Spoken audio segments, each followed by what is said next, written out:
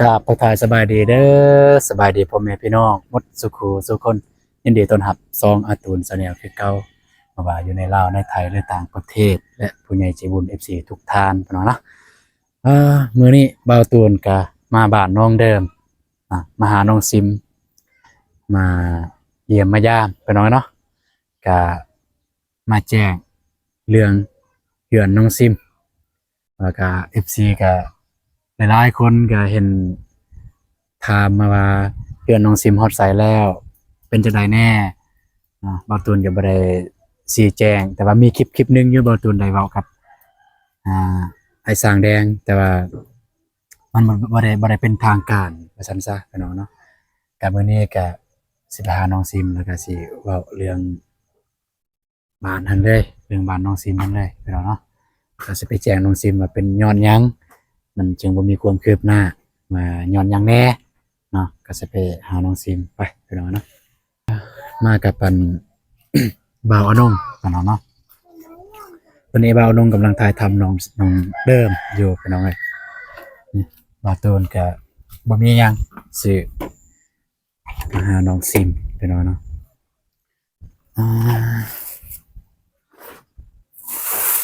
ก็เพราะว่าไอ้บ่าวอนงได้ซื้อซีนแล้วให้บ่าวนงซื้อซีนให้น้องสาลีกับน้องเดิมบ่ได้บ่าวตูนก็ซื้อมักแตงกับมักแตงเลยนั่นแหละซื้อมักแตงว่าสิให้น้องเดิมกับน้องสาลีประเด็นให้น้องซิมบ่าวตูนซื้อซีนพี่น้องเนาะมันรู้สึกว่าบ่อยากคักปานใดบ่าวตูนไปหาผู้เดียวบ่าวตูนว่าสิไปหาบ่าวอ้ายอันสิไปหาไอ้แดงสิไปหาไอ้แดงแล้วก็ไปเว้านำกันเลยอยู่กับน้องซิมหั่นเนาะก็สิไปไอแดงตอนนี้เพิ่นอยู่เถียงเราก็สิเว้าเรื่องอันนี้แหละว่าจังได๋แน่ย้อนหยัง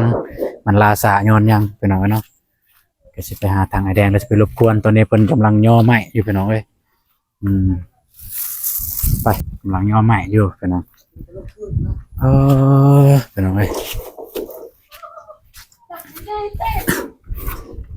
โธ่พี่น้องเนาะสบายดียังหึงบ่สบายดียังหึงบ่เด้อทางนี้ก่อนสบายดีเด้อตูดเข้ามาเลยสบายดีเด้อสบายดีบ่าวตูนสบายดี FC ลาวแล้วคุณไทยแล้วตามพากันมาแต่ไสนี่สบายดี มาไปเอาติ่นเสาเด้อปาโธ่ไอ้แดงจัด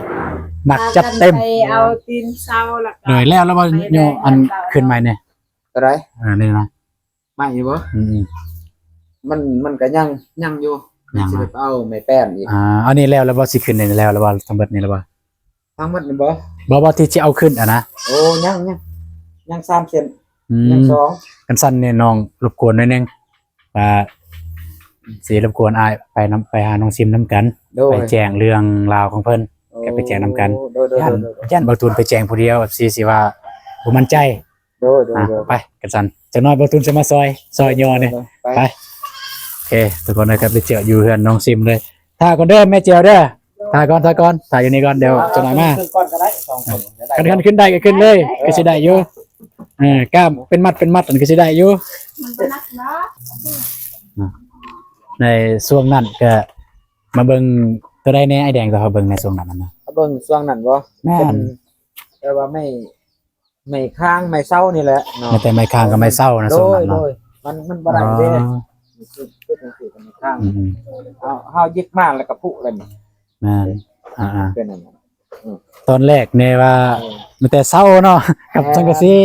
ตอนแรกมันจะเศร้ากับสังกะสีแล้วก็ตื่นเช้าแล้วสิเปลี่ยนแม่นทางผู้ใหญ่เพิ่นว่าเปลี่ยนแต่ถ้ามาเบิ่งตัวจริงมันคันได้เปลี่ยนเฮาต้องได้มากมัดต้องได้มากมัดนะแล้วเฮาสิเปลี่ยนเช้าเปลี่ยนจะได้คันเฮาบ่มากนั่นเป็นนั่นล่ะมากคันค้างนี่มันก็โดกไปหมดเลยเนาะเด้อแม่นก็คือว่าแหละต้องมาอันใดหนึ่งก็ต้องมาอันซองอีกแนวนั้นอันนั้นมันเป็นเฮือนเพราะเฮือนก็เฮือนหลังเก่าเลยตั้งอ้ายเองก็บ่จักสิคิดเลยเพราะว่าแต่ยังยุ่งอยู่เพราะว่ายุ่งยังเฮาก็มาเห็นสภาพตัวจริงแล้วก็เป็นความจริงคือจังซี่การเฮาสิหมางหลังคา อิหยังมันกระปุไปหมดเลยเด้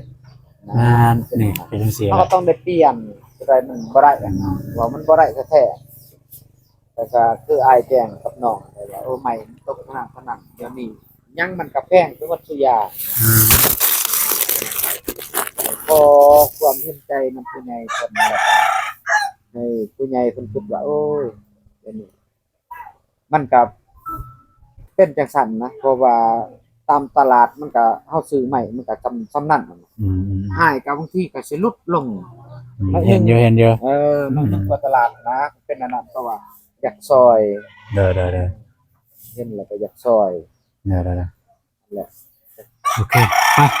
ไปหาน้องซิมเลยเพิ่นนุ่งส่งให้ลูกแล้วเมื่อกี้นี่เพิ่นบ่ได้นุ่งส่งให้ลูกนะเนาะ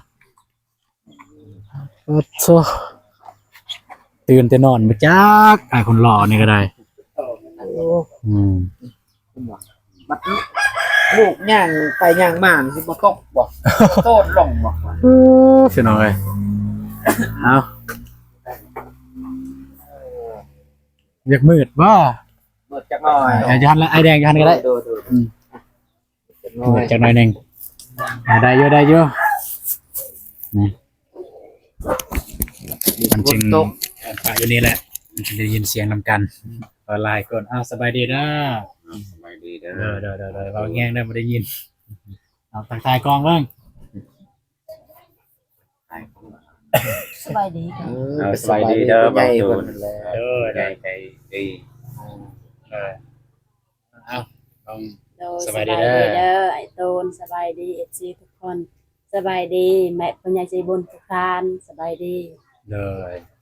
เป็นอย่างอยู่ส่วนนี้ ยังบ่มีเวียกมีแต่ไปซอยน้องเดิน เอาไปซอยน้องเดิม โดย ผม ก็ไปทุกมื้อบ่ไปพุ่นมื้อนี้ก็บ่ไปซอยซ้ํ วันนี้ก็อยู่หัน มาแต่หั่น โดย กินข้าวกินน้ำแล้วบ่ กินแล้ว กินแล้วเนาะ โดย กินแล้วไอ้สิเอามื้อได้นะ สูสิมูมาฝาก อ้าวซื้อสินมือมาฝากบ่มีหยังเด้อ โดยขอบใจหลาย เด้อก็บ่มีหยังหลายหายมามื้อนี้ก็ว่าสิสมิตว่าถ้าบ่เห็นไอ้แดงก็ว่าสิมาผู้เดียวเลย แต่ว่าพอดีเลยไอ้แดงอยู่นี่นะก็ในใจก็อยากได้แบบมานำกันเลยจังซี่ โดย ก็พอดีเลยไอ้แดงมาอย่างนี้พอดีก็มาว่าสิมาแจ้งมาเรื่องเงินเรื่องซ่านนี่แหละแบบว่าคือตอนนั้นเนี่ยพวกอ้ายเนี่ยมาถามเรื่องใหม่เรื่องหยังเกี่ยวกับเพื่อนพวกน้องแหละแต่ว่าด้วยความว่า2-3 มื้อวัน2-3 มื้อดอกหลังตั้งแต่ไปเฮ็ดเรือนน้องสาลีเนาะ แม่ ก็มิดเลย เป็นเดือน เป็นเดือนพอดีทางน้องซิมแล้วก็อ้ายคนรอก็รู้สึกว่าบ่ก็สิบ่มาเนาะว่า ตั้งแต่เดือน5มาฮอดเดือน6เนาะตั้งแต่เดือน5มาฮอดเดือน6แล้วก็ทางน้องอันบ่าวคนรอเพิ่นก็คล้องท่าอยู่นำแบบว่านำสร้างแล้วเฮ็ดจังได๋เด้มื้อใดได้สิแล้วว่าทางสร้างก็บ่จักสิเฮ็ดคือกันนะทางสิ้นคล้องอยู่แหละเพราะว่าแต่ว่าจะได้เฮ็ดหั่นนะแต่ว่ามันก็มาเบิ่งสภาพตัวจริงหรือว่าเฮากับค่าเนาะทั้งสร้างนี่ก็ค่าไปเฮ็ดเทือนน้องสาลีก็เลยจบไปก็จังซั่นนั่นแหละภาคทั้งบ่าวตูนและความหวังตั้งใจเฮ็ดจังได๋เพิ่นยังเพิ่นซอยหอยลายซำใดก็แจ้งให้ทางน้องซิมเพิ่นฮู้เพิ่นจังสิบ่ได้แจ้งด้นเนาะเพราะว่าถ้าว่าอ้ายบ่ทุกข์บ่ทันบ่ได้เฮ็ดมอบให้คนอื่นเฮ็ดก็ได้บ่เป็นหยังเพราะว่ามันอ้ายนี่ก็เต็มที่แหละอยากเฮ็ดแต่มันบ่ทัน เด้อ มันบ่ทันจังซั่นซะอยากซอยหมดทุกคนล่ะคันว่าเฮ็ดได้คันว่าโอ้รอท่าได้ทางผู้ใหญ่เพิ่นก็เห็นดีว่าฝากเงินในใดก็ฝากความหวังนำสร้างแดงแต่ว่าคันว่ามันอกมั่นใจเนาะทางสร้างแดงเฮ็ดว่าได้ส่ำนี้แหละแต่มันก็บ่ได้ระดับหนึ่งได้ส่ำ70%เฉพาะว่าสร้างแดงขึ้นนะเฮ็ดนั่นน่ะมันได้ส่ำนั้นเพราะว่าบ่แม่นสิได้เฮ็ดคนเดียวนะเฮาก็ต้องได้เฮ็ดมันมี3-4 คนนั่นน่ะเฮ็ดมันก็ได้ส่ำนั้นแหละตามภาพที่ FC เฮ็ดนั่นเนาะมีหยังก็คือว่าเนาะทางสร้างแดงก็ขอโทษขออภัยนํเพราะว่าคันเฮ็ดจะได้มันผิดมันพลาดไปล่ะก็การเว้าบางทีเว้ากลับหน้าไปหลัง ก็โทษขออภัยนำ เด้อน ำผู้ใหญ่คนเด้อเนี่ยก็มีที่ส้มกันได้ทางภาษาก็ยอมรับทุกอย่าง เด้อ เนาะแล้วคือจังซี่แล้วน้องซิมก็รอคอยว่าเฮ็ดจังได๋เด้สิได้เพื่อนหลังใหม่คือเขาก็บ่ว่าใหญ่ดอกพี่น้องว่ามันเอาซ้ำเพื่อนหลังเก่านี่แหละแต่ว่าได้ปูแป้งแล้วก็ได้มุงสังกะสีแล้วก็ปกตินี่ก็มุงคือเก่าเนาะ เอาตัวเก่าเลย แม่นเอาตัวเก่าตัวใดมันใส่ได้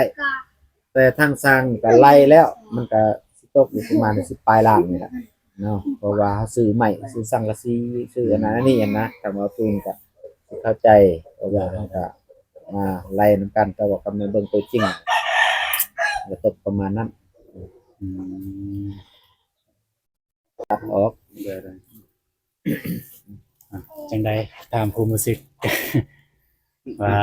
ตอนนั้นเนี่ยคือเบาตูนแล้วก็ไอแดงได้มาเอิ้นว่ามาเบิ่งใหม่แล้วคล้ายๆคือเฮามาให้ความหวังหลังจากให้ความหวังปุ๊บเฮาก็บ่ได้มา ปล่อยไป ปล่อยเลย ตามลม แม่นแล้วก็ทางน้อง2คนก็ท่าอยู่หั่นแหละท่าแบบเนาะก็เข้าใจความรู้สึกว่า เป็นหยังคือบ่บอกกันนะรู้สึกแนวใดเนี่ย ว่าอยากได้บ่ยังอยากได้บ่คือ ได้ อยากได้เนาะ โดย แหงบ่ได้ยินได้ไหม อยากได้ อยากได้เนาะไอ้คนรอเด้ อยากได้คือกัน อ่าตอนนั้นก็ไอ้แดงก็จนสิลงมือแล้วพี่น้องเอ้ยก็พอดีมื้อนี้ก็ได้มาแจ้งเลย แจ้งให้ FC เพิ่นได้รับรู้นํกันว่าย้อนหยังก็คือหลักก็คือในช่วงนั้นก็แบบเฮาไล่ใหม่ยังบ่ไปบ่มานะไล่ใหม่เอาไล่ใหม่บ่ไปบ่มาเพราะว่าเฮือนเนี่ยก็คือว่าคือไอ้แดงก่อนแหละคันมากอันหนึงอันสองก็ต้องได้มากนั่นน่ะนะ เอาไล่ตอนแรก คือผู้ใหญ่เป็นว่าสิซอยอิหยังแหน่มื้อนั้นบ่เจอแล้ว สิซอยหั่นอันน่ะ สังกะสี แล้วก็ตีนเสา แล้วก็ไม้เซานี้ ในเสา แม่นตอนแรกอะนะ ไม่เศร้าคันเฮาได้มากก็ต้องได้มากหมด แม่นตอนแรกว่าสิซอยแต่ไม้เซาทั้งสองต้นบัดแล้วมาเบิ่งอีกโอ้มันก็ลายอีกก็เลยแบบว่าคิดลายไปคิดลายมายังวันนั้นแหละมันสิสักสิสาสาน้ำเฮานี่แหละมันแม่นน้ำอื่นเนาะสาน้ำเฮานี่แหละน้ำเบาตูนเองนั่นแหละสาอันนั้นพี่น้องเนาะแล้วก็บัดแล้วก็พอดีเฮือนน้องสลีเข้ามา แม่น พอดีทีมงานเฮาก็มาไอ้แดง แม่น ไอ้แดงก็ไปรับงานอยู่หั่นเลย โอ้ยแม่น ย้อนตัวนั้นแหละ โด มันจึง ยโดยโดย มันจึงซักซ่ามันจึงแบบเฮาจึงโจะอยู่นี่แต่ว่าบ่ได้แจ้งทางสองนอกนี้บ่ได้แจ้งว่าเฮาโจะย้อนนั้นย้อนนี้เด้อ โดย บ่ได้มาแจ้งเท่านั้นนะ แม่น ก็เลยโจะเฮือนหลังนี้ไปเฮ็ดเฮือนหลังนั้นเพราะว่าคิดว่าเฮือนหลังนั้นก็เฮือนหลังใหญ่แน่อ่าไปเฮ็ดเฮือนหลังนั้นเนาะแต่ว่าคิดว่าน่าจะแล้วเฮือนน้องสาลีสำเร็จสิ้นอาจจะมาเว้ากันใหม่เฮือนหลังนี้แต่ว่าอันผู้ใหญ่เพิ่นยังสิซอยเด้อเอามาเบิ่งกันว่าแล้วเฮือนน้องสาลีก่อนเพราะว่าแล้วเฮือนน้องสาลีก่อนก็เพราะว่าแล้วเฮือนน้องสาลีไอ้แดงจึงสามารถมาเฮ็ดอยู่นี่นะเพราะว่าทางผู้ใหญ่เพิ่นก็เชื่อไว้เนื้อเชื่อใจไอ้แดงเฮ็ดเฮือนนะมันก็มีบ่คนอื่นมีคนอื่นเฮ็ดเป็นบ่ก็เป็นแต่ว่าด้วยความว่าเพิ่นก็อยากได้ไอ้แดงมาเฮ็ดจะ1,000 2,000เพิ่นจ้างเหลือ100,000เพิ่นก็อยากให้ไอ้แดงเฮ็ดนะความหมายของเพิ่นแนวนั้น โด นะ ยโดย ความหมายแนวนั้นของเพิ่นที่บางตูนได้ลมล่าสุดตอนนั้นเพิ่นว่าจังซั่นเพิ่นว่าเด้อลูกเบาตูนไม่แต่ว่าเฮือนน้องซิมจุไว้ก่อนจุไว้ก่อนน้องซิมแล้วแล้วเฮือนน้องสลีก่อนเพิ่นว่าเพิ่นว่าแล้วเฮือนน้องสลีก่อนเพราะว่าไอ้แดงไปเฮ็ดอยู่หั่นนะเพิ่นว่าก็คือเบาตูนบอกเมื่อกี้นี่มันก็มีว่าคนอื่นเฮ็ดก็มีแต่ด้วยความว่า เพิ่นก็อยากให้ไอ้แดงเฮ็ดนะ โด นั่น ย น่ะ โดยโดย ความหมายของเพิ่น โอ้ซาธุเพราะว่าหยังก็บ่จักสิว่าจะได้แล้วเนาะทั้งคันว่าทั้งผู้ใหญ่เพิ่นเห็นว่าทางสร้างแดงเฮ็ดทางใดก็เรายังแบบว่าเราเชื่อมั่นเชื่ออกเชื่อใจสร้างแดงก็บ่ปะบ่ทิ่มก็สาธุเลย เด้อ ทางสร้างแดงก็มันก็ได้มีเวียกเฮ็ดเฮาก็ได้ซอยในครอบครัวหลายอย่าง ได้เงินดังกล่าวนี่ครับก็เอาไปซอยในครอบครัวมันก็ได้หลายอย่างขอบใจเบาตูนที่มาถ่ายคลิปทุกอย่างแล้วเป็นหยังคือสร้างแดงว่าแหละอันว่าทางคุณใหญ่คนคิดว่าเดี๋ยวนี้อย่าคิด มันไวแล้วก็อยากให้ว่าให้น้องซิมได้ไวจะจ้างคนอื่นก็ได้เพราะว่าสร้างแรงก็มันบ่ทันบ่ทันนั้นอันใดเพราะว่าทางสิช่วยทางนั้นมันก็สิสาทางนี้อันน่ะเป็นแต่ว่าน้ำใจจิตใจนี่ต้องอยากช่วยไปหมดกันเฮ็ดบ่ว่าเฮ็ดให้มันไวเฮ็ดให้มันดีก็ซ้ำนั่นแหละซ้ำที่ FC เฮ็ดนั่นแหละเนาะเฮ็ดเฮาก็บ่จักสิบรรยายจังไดแหละแต่ตัวเองก็ยังว่าโอ้70หรือ80%สำนั้นบ่ฮอด100ตัวเองเฮ็ดนะ อ่านว่าสำนั้นทาง FC ทุกทานทุกอันน่ะคนที่ติดตามสร้างแดงก็อีหยังก็คอมเมนต์มาตัวใดมันบ่ดีแล้วก็ติชมได้เพราะว่าเฮาก็สิพัฒนาอันน่ะสิเปลี่ยนแปลงเป็นตัวใดก็นั่นแหละคือเพื่อนน้องซาลีเฮาใส่ลูกอันน่ะลูกติงแบบว่าไม่งามมันเด้มันบ่คือของน้องดื่ม ทางFC เขาคอมเมนต์มาให้เบาน้องว่าให้เปลี่ยนเด้อเอาตัวนั้นเอาไปใส่เติมเด้อนี่ทางแดงก็สิได้ใส่เติมเพราะว่าตัวใดมันบ่ถูกในหูในตาก็บอกตัวใดสิให้เพิ่มเอาตัวใดให้มากก็สิได้มากนั่นแหละมันเป็นจังซั่นซะอันว่าเฮาก็น้อมรับทุกอย่างที่ว่าเฮาเฮ็ดผิดก็ต้องเฮ็ดแก้มันได้ประมาณนั้นแหละ ก็ประมาณนั้นพอเข้าใจบ่ที่ผู้อ้ายมาแจ้ง ใจกันอ้ายก็เข้าเวียก ขึ้นมาน้องเรื่องขึ้นมา เอาขึ้นมาว่ายัง มันจะเด็ดสิ มาเล่น มานั่งพี่นั่งใกล้ๆนั่งใกล้ๆเอื้อยดูขึ้นฮอดจางแดงไปโดนเลยเนาะบ่เห็นหน้ากันสบายดีเด้อ ไอตูนสบายดีเด้อ ดู สบายดีเด้อพ่อแม่พี่น้องในใจบุญทุกท่านสบายดีFC ทั้งไทยทั้งลาวอยู่ในบ้านหรือในต่างประเทศที่สบายดีเบิดสุขเด้อสบายดี เด้อเอาไอ้แดงก็ประมาณนี้แหละ ดู น้องรบกวนอ้ายเห็นอ้ายย่อไม้เมื่อกี้นี้เข้าใจอ้ายหลายๆเด้อ ขอบใจคือกัน เดี๋ยวจะน้อยน้องทายแล้วถ้ายังทันน้องก็สิไปย่อซอย โดย ใช่ครับใจ นั่นแหละ เด้อ เป็นย่อใหม่ก่อน เด้อ โอเค ก็รบกวนไอ้แดงเพิ่นยานว่า FC เพิ่นสิบ่เสียใจว่าสิมาคนเดียวเด้อกับใจได้เด้อ โดย เด้อนี่นะน้องเดิมนั่งนี่ จักสิหน่วย เก็บโลดโดยเก็บบ่ หยับเบิ่งไอ้คนหล่อหยับไปไกลเบิ่งโอ้เฮ็ดคือบ่อยากนั่งใกล้เมียเนาะโธ่เอาไปแม่ ก็ประมาณนั้นที่ตามที่แจ้งกันครับพอเข้าใจเนาะ เด้อ ตามที่ย้อนยังมันจึงลาซ่า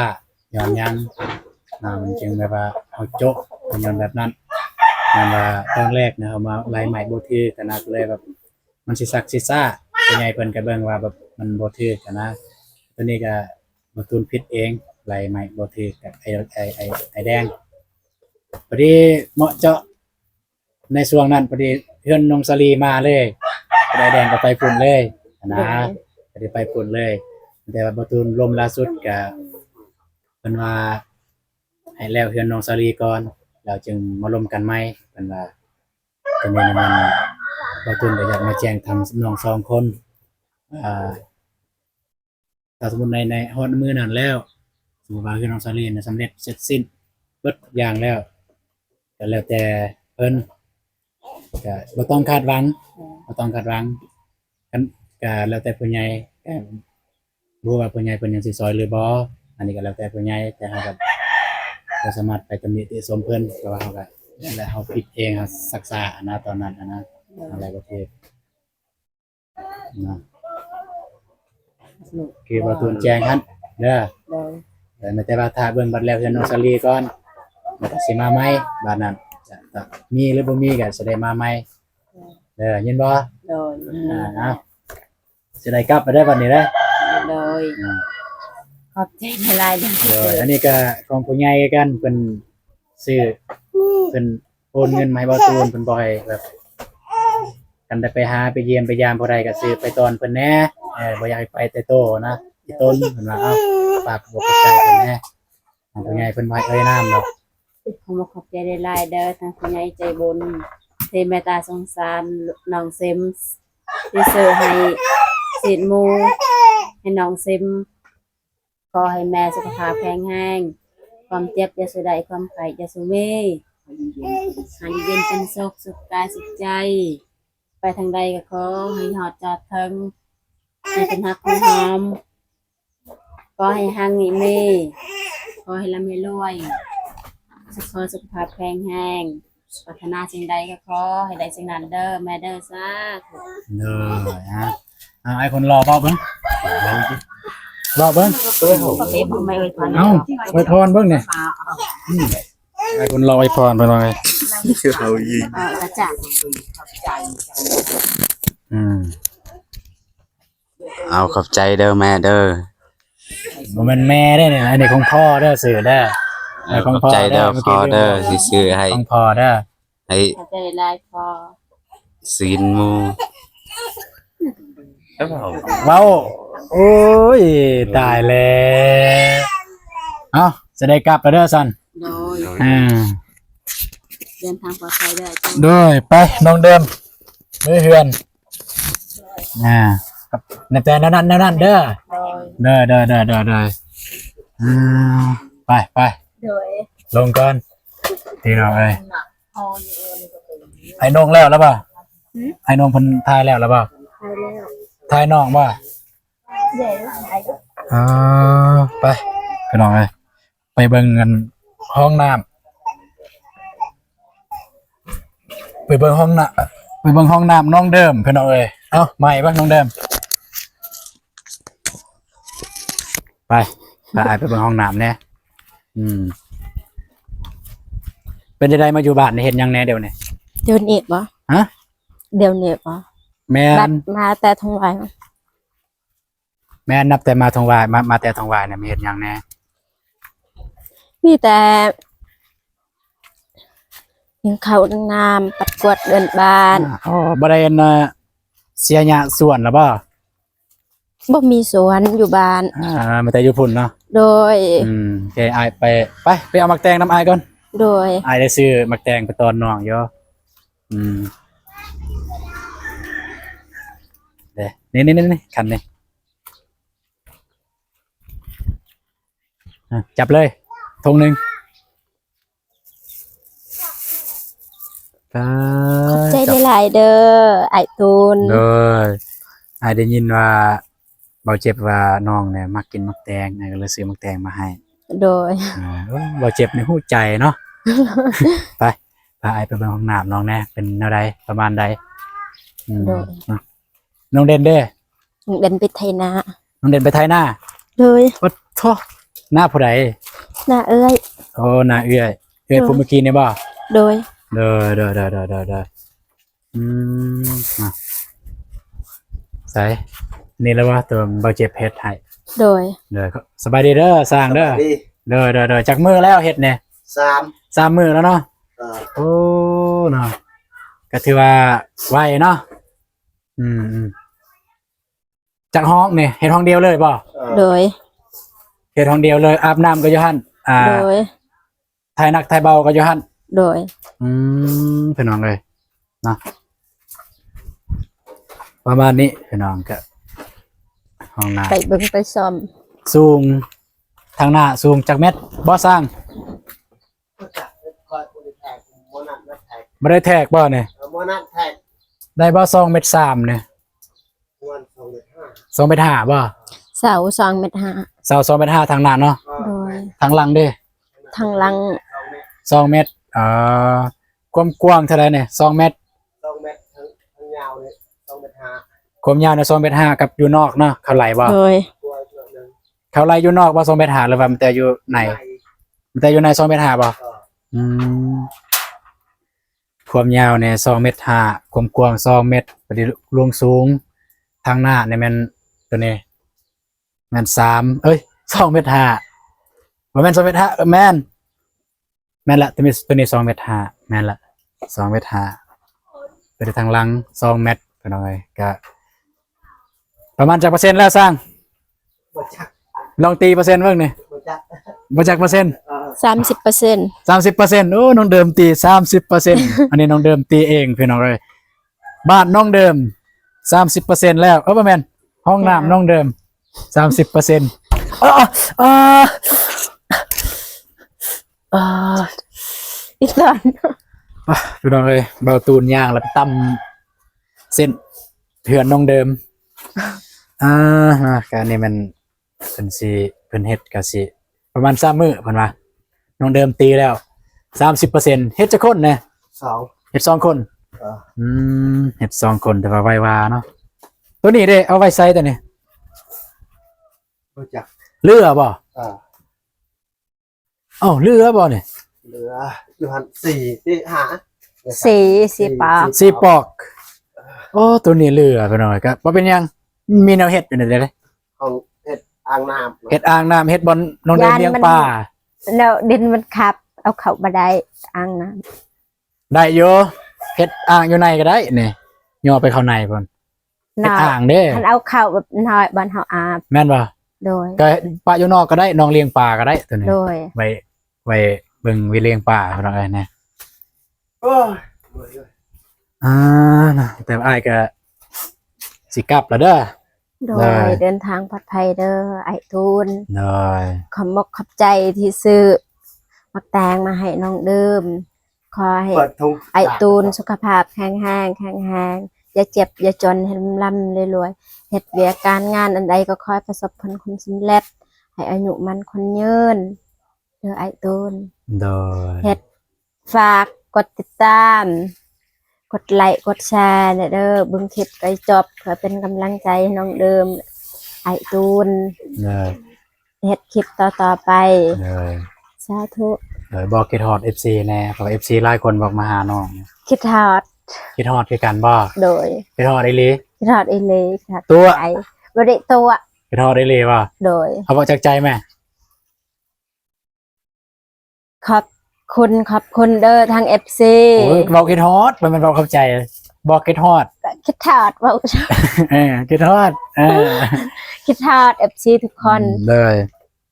ขอบอกขอบใจที่ฮักแพงน้องเดิมเดินมาตลอดน้องเดิม เลย ฮักแพง FC ทุกคนว่าจะเป็นทางไทยหรืออยู่ต่างประเทศหรืออยู่ในบ้านประเทศลาวก็น้องเดิมฮักแพงคือเก่าเด้อบ่มีวันลืมผู้ใหญ่ใจบุญทุกท่านฮักคือเก่าทางทีมงานนำคิดฮอดฮักแพงคือเก่าเด้อ เลยอาจจะได้กลับก่อนเด้อ โดย จะไปบ้านน้องซาลีเพราะว่าไอ้สร้างเพิ่นเอาใหม่ขึ้นรถก็จะได้อยู่ตามทางพุ่นแหละ โดย เลยให้กลับก่อน โดย เลยบ๊ายบาย บ๊าย บ๊ายบายบ๊ายบายบ๊ายบาย ไปก่อนพี่น้องเนาะก็เป็นที่ฮิปฮอยพี่น้องก็เบาตูนก็บ่มีหยังหลายมาแต่มาแจ้งน้องซิมให้คนรอแล้วก็มาย่ำทางน้องเดิมพี่น้องเอ้ยมาแจ้งเรื่องเฮือนน้องซิมว่าย้อนหยังถึงจบแล้วก็มาหาน้องเดิมเพราะว่า FC ก็ว่าคิดฮอดน้องเดิมแด้พี่น้องเนาะโอเคสำหรับคลิปนี้เบาตูนก็